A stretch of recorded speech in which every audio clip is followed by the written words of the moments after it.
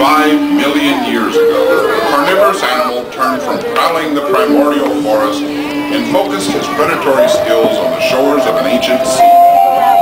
This new hunting ground offered quarry that was no match for the voracious hunter's powerful jaws and ripping teeth.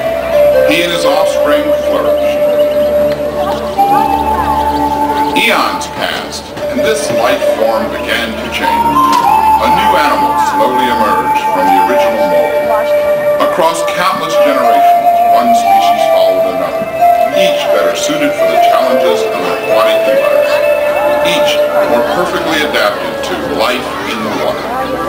And today, that denizen of the seas is our harbor seal, Bernie!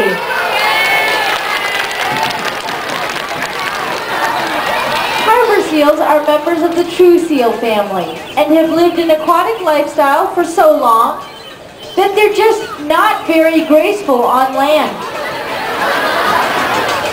Bernie's hind flippers may not be much use to him on land, but they are in the water, where he moves them in a side-to-side motion called sculling.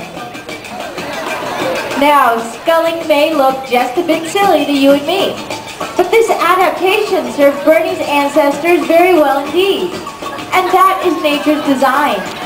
The environment puts pressure on animals, and those that are able to adapt pass those traits on to their offspring. But the most difficult thing to which an animal must learn to adapt is to the loss of some other species. This is because all life on Earth is interdependent, and that's what we will be discussing today in our demonstration and throughout the aquarium. From the smallest moon jelly to the great blue whale, and even to ourselves, all life on Earth is connected. Every living thing depends on every other living thing in order to survive, and every organism plays its own specific role. When we work to protect this delicate balance, it allows our world to thrive. Thank you, Bernie! Everyone, that was our 18-year-old male Atlantic harbor seal, Bernie.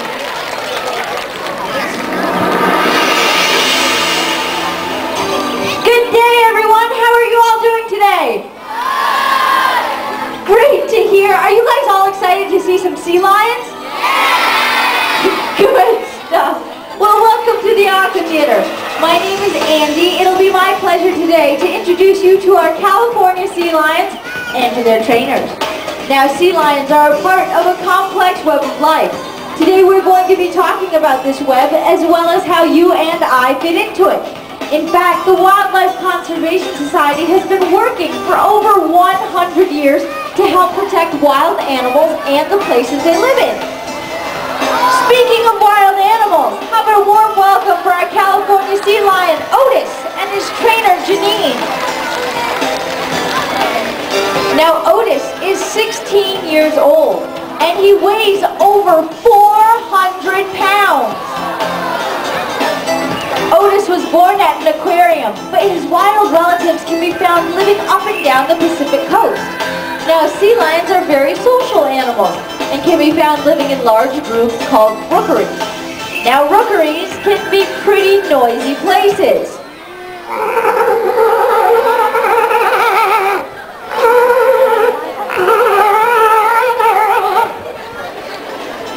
Males like Otis will use this vocalization to announce and defend their territory.